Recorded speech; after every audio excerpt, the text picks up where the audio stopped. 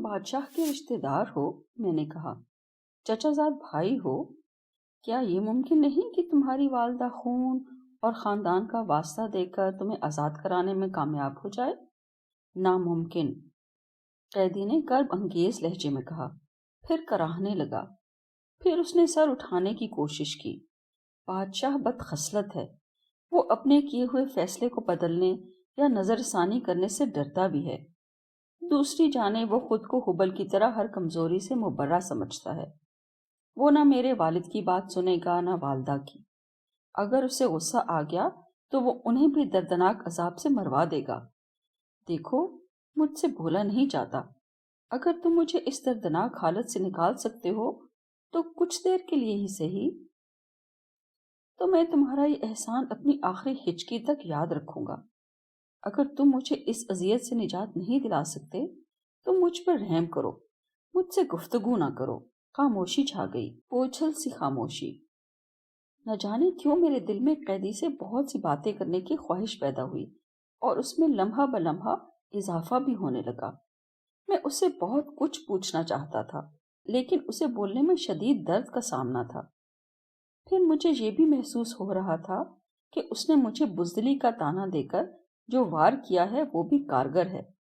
مجھے اس بات کی خلش دل میں محسوس ہو رہی تھی کہ میں خود بھی کتنا بے بس ہوں کہ ایک بے بس انسان کو اس طرح زنجیروں میں جکڑ کر بزدلوں میں شامل ہو رہا ہوں۔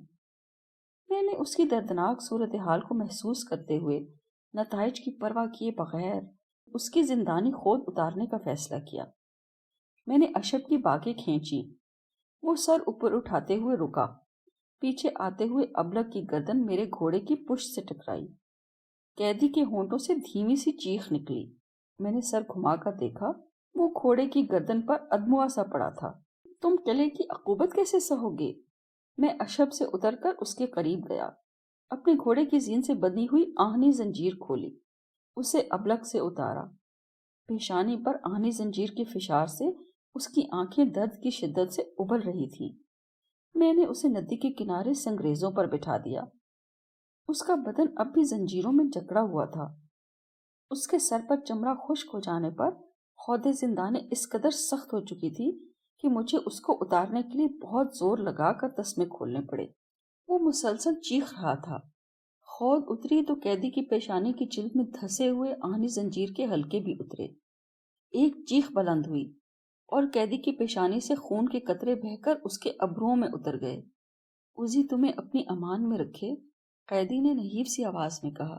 ایک کرم اور کر دو، مجھے ندی کے کنارے پر پانی کے پاس لے جا کر میری پیشانی ڈبو دو، یہ جل رہی ہے۔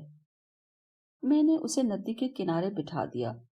گھٹنوں کے بل بیٹھتے ہوئے، سر کو جھکاتے ہوئے، اس نے اپنی پیشانی یوں پانی میں ڈبوئی جیسے ندی کو سجدہ کر رہا ہو۔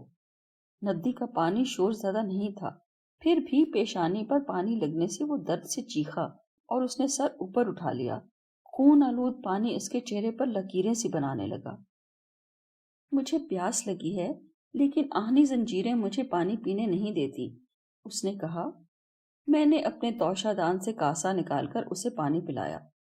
پانی پی کر اس نے میری سمت خواب آلود سرخ آنکھوں سے دیکھا۔ چہرے پر درد کی کیفیت موجود تھی۔ اسی تمہیں ہمیشہ آباد رکھے، اس نے گہرے گہرے سانس لیتے ہوئے کہا۔ کیا تم اسی کی پرستش کرتے ہو؟ میں نے پوچھا۔ ہاں، اور کیا تم بھی؟ اس نے میری طرف غور سے دیکھا۔ ہاں، میں اسی کا پرستار ہوں، میں نے کہا۔ یہ پرستش مجھے میری ماں نے سکھائی ہے۔ وہ تو پیش دادیوں میں سے ہے، قیدی نے کہا، اور مجھے حیرت ہوئی کہ وہ میرے بارے میں اتنا کچھ جانتا ہے۔ پیش دادی ظالم نہیں تھے، اسی لیے تمہاری ماں کے خون میں رحم کے جذبات اب تمہارے دل میں اسی کی موجودگی کا احساس دلا رہے ہیں۔ تم نے جو کچھ میرے لیے کیا ہے، یہ رحم، یہ ہمدردی، یہ عفو و درگزر تو کوئی اسی کا ماننے والا ہی اپنے دل میں دیکھ سکتا ہے۔ اسی تمہیں ہمیشہ سلامت رکھے۔ لیکن میں تمہیں کچھ دیر کے لیے ہی اس عذاب سے نجات دے پاؤں گا، میں نے کہا۔ وہ سنگریزوں پر نیم دراز ہو گیا۔ اس نے کچھ دیر کے لیے آنکھیں بند کر لیں۔ مجھے دوپہر کا بھرپور احساس ہوا۔ ہمارے دیوتاؤں میں سے کوئی بھی، اس نے آنکھیں کھولے بغیر کہا، کوئی ایک بھی ایسا نہیں جس سے رحم کی امید کی جا سکے۔ حبل طاقت اور ہوس کا بے رحم دیوتا ہے، منات تقدیر کا دیوتا ہے، اور تقدیر کسی پر رحم نہیں کیا کرتی۔ کسی ایک کی اچھی تقدیر دوسرے کی بری تقدیر سے وابستہ رہتی ہے۔ ایک اسی ہی تو ہے جو رحم کی دیوی ہے، جس میں ماں جیسی ممتا ہے۔ ہم تاخیر کا شکار ہو رہے ہیں، میں نے کہا، تم زیادہ دیر آرام نہیں کر سکتے۔ یہاں سے ہم جنگل کا راستہ لیں تو شام تک قلعے میں پہنچ جائیں گے۔ میں تمہارے لیے جو کر سکتا تھا میں نے کیا ہے، لیکن قلعے کی فصیل کو دیکھتے ہی مجھے پھر سے تمہیں اس عذاب میں مبتلا کرنا ہوگا۔ ہم اگر ندی کے ساتھ ساتھ جائیں تو رات ہو جائے گی۔ اگر مجھے تمہاری اذیت کا احساس نہ ہوتا تو ہم اب تک گھوڑے دوڑا کر جنگل پار کر چکے ہوتے۔ قیدی اٹھ کر بیٹھ گیا۔ لیکن میں جانتا ہوں کہ سر پر گھوڑا دوڑانے سے تمہاری موت بھی واقع ہو سکتی ہے۔ تم عام قیدی نہیں ہو، محل کے ایوانوں میں عیش و عشرت کی زندگی گزار چکے ہو۔ تم یہ سب کچھ نہیں سہ سکتے، اور بادشاہ تمہیں اگلے زمستان تک زندہ بھی رکھنا چاہتا ہے۔ نہ جانے بادشاہ نے کیا سوچ کر تمہیں قلعے کے عقوبت خانے میں بھیجا ہے۔ تم وہ عذاب نہیں سہ سکو گے، مر جاؤ گے۔ مجھے بہرحال تمہیں زندہ حالت میں قلعے میں لے کر جانا ہے۔ میں جس قدر تمہاری اذیت کم کر سکتا تھا میں نے کر دی۔ اب ابلق پر سوار ہو جاؤ۔ قیدی نے میری طرف دیکھا، آنکھوں میں خوف تھا اور التجا بھی تھی۔ اسی تمہیں زندگی میں کوئی دکھ نہ دے، اس نے کہا۔ کیا تم واقعی اسی کے پرستار ہو؟ میں نے کنکھیوں سے اس کی طرف دیکھا۔ ہاں۔ قیدی ابلق کے قریب آ گیا۔ میں نے اسے سہارا دے کر گھوڑے پر بٹھایا اور آہنی زنجیر اپنے گھوڑے کی زین سے باندھ دی۔ اگر تم اسی کے پرستار ہو، میں نے اشب پر سوار ہوتے ہوئے کہا، تو تمہارا ایمان بہت کمزور ہے۔ اسی تو سراپا خیر کی دیوی ہے، وہ تو کسی کو دکھ دیتی ہی نہیں، وہ تو صرف دکھوں کو مٹاتی ہے۔ مجھے معاف کر دو، قیدی نے کہا، میری ذہنی حالت ایسی ہے کہ مجھے دانش کی کوئی بات سوجھ ہی نہیں رہی ہے۔ تم بہت اچھے انسان ہو، اسی تمہیں ہر دکھ سے بچائے۔ میرے اشب نے ندی کے پانی کی طرف منہ گھمایا۔ میں پھر اترا۔ گھوڑوں کو بھی پیاس لگتی ہے، میں یہ بھول گیا تھا۔ میں نے گھوڑوں کو ندی کا پانی پلایا اور خود بھی شفاف پانی پیا جو آب زلال کی مانند تھا۔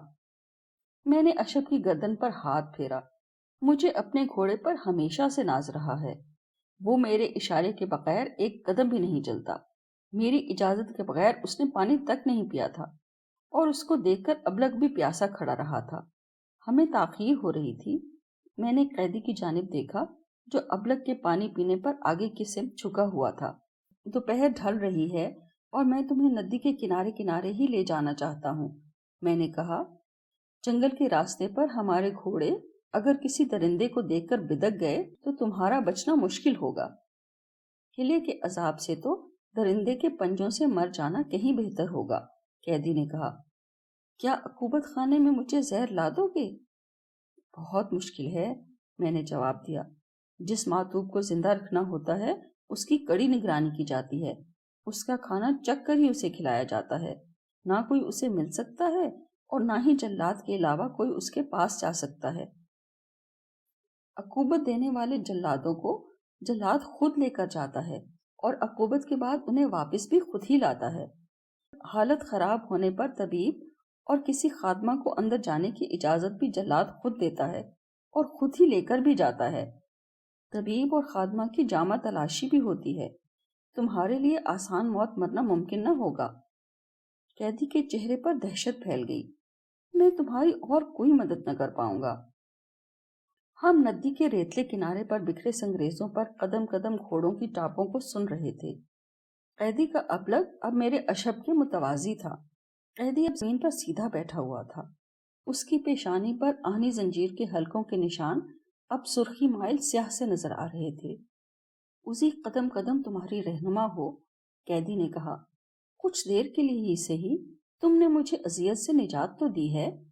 اگر تم کامیاب ہو جاتے، میں نے کہا، تو بادشاہ کا تختہ الٹ کر خود بادشاہ بن کر وہی کچھ کرتے جو بادشاہ کر رہا ہے۔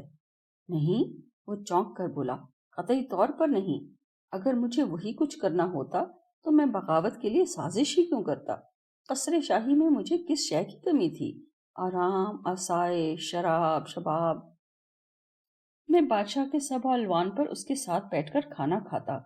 محل کی کوئی کنیز بھی۔ میں بادشاہ کی طرح شہوت پرست نہیں ہوں، لیکن خواہش پیدا ہونے پر کسی کنیز میں مجھے انکار کرنے کی جرت نہیں تھی۔ کون سی نعمت ہے جو مجھے میسر نہیں تھی؟ بس ایک روحانی سکون ہی ایسی شے ہے جس سے میں محروم تھا۔ وہ لمحہ بھر کے لیے رکا، پھر اس نے سر گھما کر مجھے دیکھا۔ لیکن میری یہ کاوش صرف میرے روحانی سکون ہی کے لیے نہ تھی، میری جدوجہد تو ملک و قوم کے لیے تھی، جسے بادشاہ ایک نہ ایک دن برباد کر دے گا۔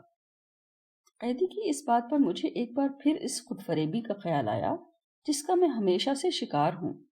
میں تو یہی سوچتا رہتا ہوں کہ میری خدمات ملک و قوم کے لیے ہیں، لیکن میری ہر خدمت کا فائدہ تو بادشاہ ہی کو پہنچتا ہے۔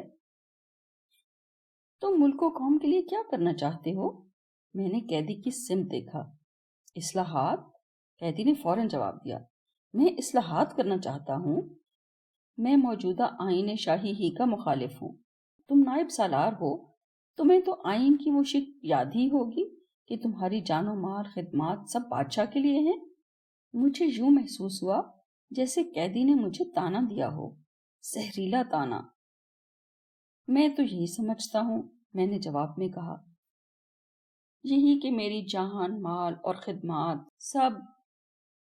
یہی تو خود فریبی ہے، قیدی نے کہا۔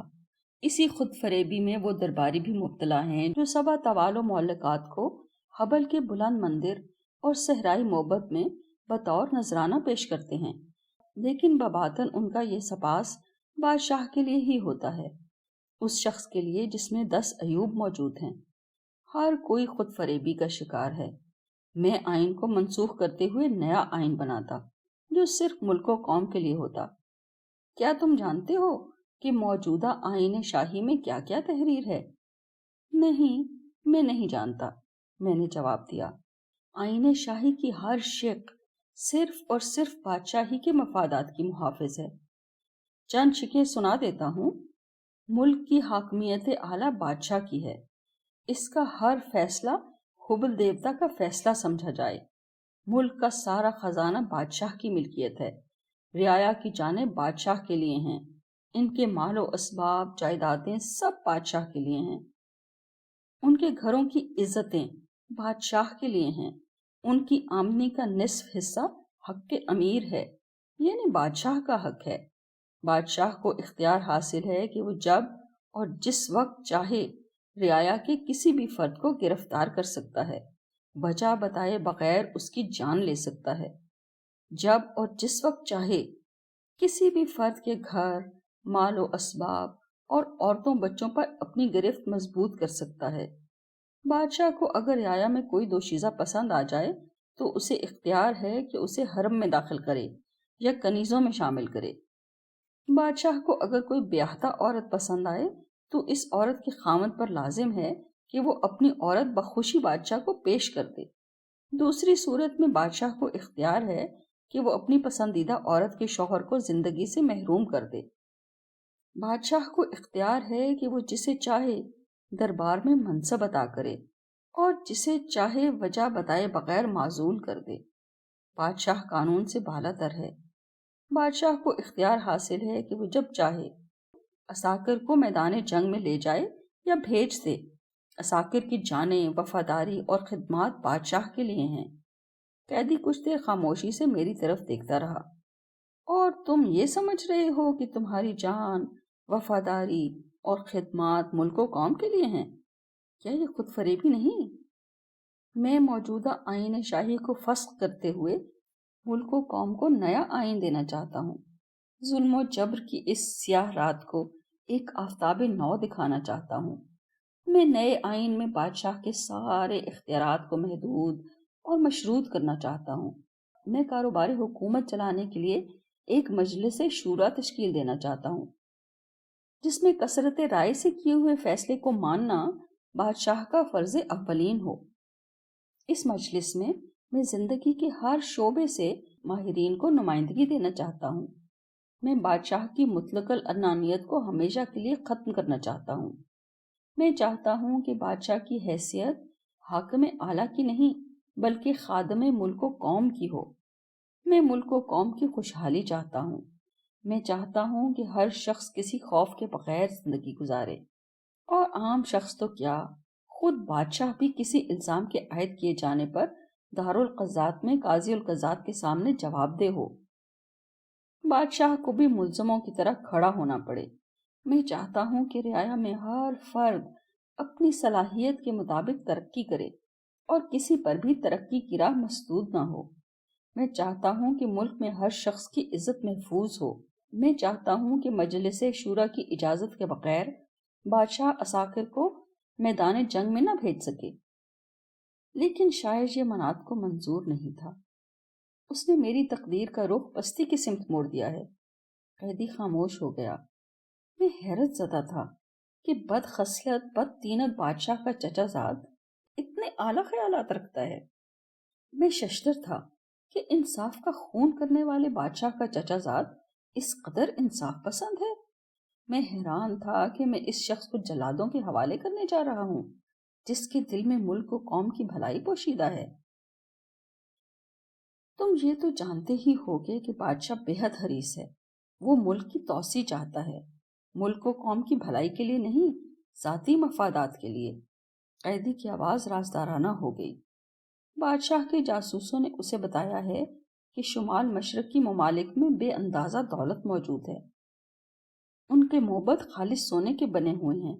ان کے دیوتاؤں کا ہر بت طلائی ہے جن پر بیش قیمت ہیرے جواہرات جڑے ہوئے ہیں۔ بادشاہ کے خزانے دولت سے بھرپور ہیں، زر و جواہر کے ڈھیر لگے ہوئے ہیں۔ بادشاہ عنقریب شمال مشرقی ممالک پر حملے کا ارادہ رکھتا ہے۔ قیدی کی اس بات پر میرے سر نے جھٹکا کھایا۔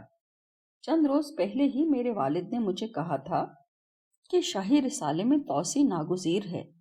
ہمیں عنقریب کچھ مہمات درپیش ہوں گی۔ ہمیں سمندر پر سے بھی گزرنا ہوگا۔ ہمیں بادبانی جہازوں کی بھی ضرورت ہوگی۔ یہ مہمات طویل دورانیے کی ہوں گی۔ میں نے والد کی بات پر کوئی خاص توجہ نہ دی تھی۔ اس انکشاف پر کہ بادشاہ شمال مشرقی ممالک پر حملہ کرنا چاہتا ہے، میرے حواس پوری طرح بیدار ہو گئے۔ میں بادشاہ کی نیت کے ساتھ منصوبہ بندی بھی جاننا چاہتا تھا جو بادشاہ کے چچا زاد کو معلوم ہوگی۔ بادشاہ کا ارادہ بد ہے، اس نے پھر رازداری سے کہا۔ وہ ایک کے بعد ایک تمام شمال مشرقی ممالک کو تاراج کرنا چاہتا ہے۔ وہ خفیہ منصوبہ بندی بھی کر چکا ہے جس سے سپہ سالار اور چند وزیر ہی واقف ہیں۔ خود مجھے بھی تفصیل معلوم نہیں، اتنا جانتا ہوں کہ وہ جلد ہی اپنی منصوبہ بندی پر عمل کرنے والا ہے۔ وہ ملک سے دور، اہل و عیال سے دور، ماں باپ بہن بھائیوں اور بیویوں سے دور، سینکڑوں سواروں ہزاروں سپاہیوں کو اپنی ہوس ملک گیری کی خاطر خاک و خون میں ملانا چاہتا ہے۔ میں یہ نہیں چاہتا، اسی لیے بادشاہ کا تختہ الٹنے کے لیے میں نے اپنا گروہ بنایا تھا۔ لیکن سپہ سالار بادشاہ ہی کی طرح ہوس کا اسیر ہے۔ اس نے میرا منصوبہ خاک میں ملا دیا ہے۔ قیدی نے گہرا سانس لیا۔ بادشاہ کے جاسوسوں نے یہ بھی بتایا ہے کہ شمال مشرق کی ممالک میں حسن و جمال کا بھی خزانہ موجود ہے۔ وہاں کی دوشیزائیں نہایت حسین و جمیل ہیں۔ بادشاہ انتہا کا شہوت پرست ہے۔ وہ خود کو زمین پر حبل کا روپ سمجھتا ہے اور جنسی تسکین کو عبادت کا درجہ دیتا ہے۔ نفسانی خواہشات کو حبل کی عطا کردہ خواہشات سمجھتا ہے اور ان خواہشات کی آسودگی کو اپنا حق سمجھتا ہے۔ جاسوسوں نے اسے یہ بھی بتایا ہے کہ شمال مشرق کی ممالک کی دوشیزائیں صحرائے عرب کی حوروں سے زیادہ حسین ہیں۔ وہاں کی دوشیزائیں گداز بدن رکھتی ہیں اور ہماری عورتوں سے کہیں زیادہ باعث آسودگی ہیں۔ خصوصاً ساسانیوں کی شہزادیاں تو تصوراتی پریوں جیسی ہیں۔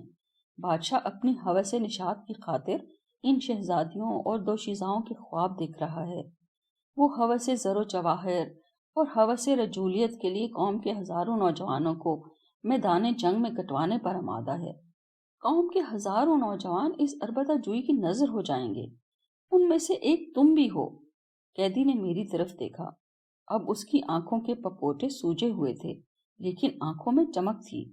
میں میرے ہونٹوں پر الفاظ میرے اس خیال کا ساتھ نہیں دے رہے تھے جسے میں بیان کرنا چاہتا تھا۔ میں بزدل نہیں ہوں، جنگجو ہوں۔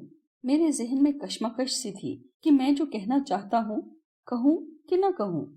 تم جانتے ہو میں حصار شکن ہوں، میں میدان جنگ میں جانے سے نہیں ڈرتا، میں نے اپنے خیال کو زبان دیتے ہوئے کہا، لیکن اس قسم کی مہم جوئی کا بھی قائل نہیں ہوں جو فرد واحد کے لیے ہو، کیونکہ میرے نزدیک جاہریت کے مقابلے پر ملک و قوم کا مضبوط دفاع زیادہ اہم ہے۔ یہی تو میں چاہتا ہوں، قیدی نے کہا۔ میں بھی ملک کی دفاع کو اہم ترین سمجھتا ہوں تاکہ ملک خوشحال ہو سکے اور بیرونی جاہریت کا کوئی خطرہ ہی نہ رہے۔ ایسا جاہری بننا تو مجھے کسی صورت بھی منظور نہیں جس میں ایک شخص کے مکروہ عزائم ہوس کی آلائش بن رہے ہوں۔ خاموشی چھا گئی۔ اس خاموشی میں میرا ذہن تیزی سے خیالات کے دھارے پر فیصلے کا بند باندھنا چاہتا تھا۔ سپہر کا تاثر بھی زوال پذیر تھا۔ آفتاب مغرب کی سمت جا رہا تھا اور ابھی پہاڑی درے کے درمیان بہنے والی ندی کے بائیں جانب قلعے کی سمت مڑنے میں 4 فرسنگ اور تھے۔ اب کیا ہو سکتا ہے؟ میں نے کہا۔ تم ناکام ہو چکے ہو، تمہارے ساتھی آرے سے چروا دیے گئے ہیں اور تم قلعے کی عقوبت گاہ میں جا رہے ہو۔ میں تم سے متفق ضرور ہوں، لیکن میں بھی کیا کر سکتا ہوں؟ قیدی خاموش ہو گیا اور یہ خاموشی طویل تھی۔ میں اپنے خیالات میں الجھا ہوا تھا۔ مجھے بادشاہ سے نفرت تھی، ہے اور رہے گی۔